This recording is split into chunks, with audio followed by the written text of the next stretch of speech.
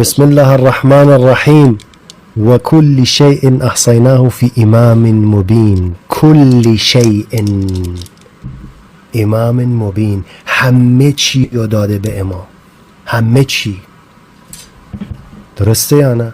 همه چی، صفات خدا، خالق، رزق میده، شفا میده. کل شیء احصیناه فی امام مبین.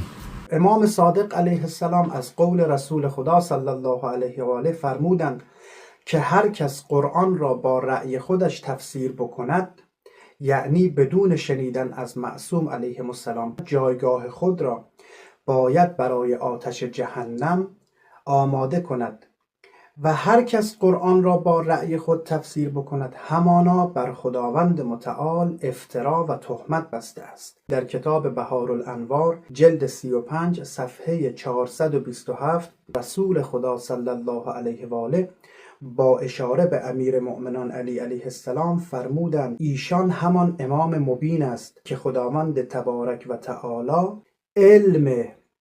علم همه اشیا را در او جمع کرده است. در کتاب اعتقادات الامامیه شیخ صدوق صفحه 100 در دعایی که حضرت امام رضا علیه السلام می‌فرماید خداوندا هر کس که مدعی شود که ما رب هستیم یا ما خدا هستیم، از او به سوی تو براءت و بیزاری می‌جوییم.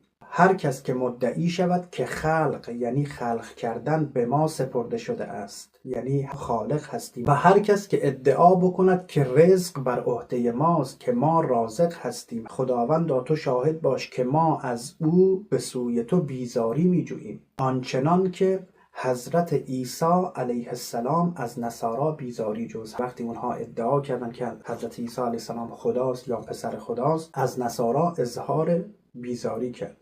حضرت امام صادق علیه السلام می‌فرماید والله ان الغلاة اشر من الیهود و النصارا و المجوس و الذین اشرکوا. غلو کنندگان بدترین خلق هستند، عظمت الهی را کوچک می‌کنند و برای بندگان خدا ادعای ربوبیت و ادعای خدایی می‌کنند. به خداوند قسم که قطعاً قالیان از یهودی ها و از مسیحی ها و از مجوسی ها و کسانی که شرک ورزیدند برای خداوند متعال بدتر هستند.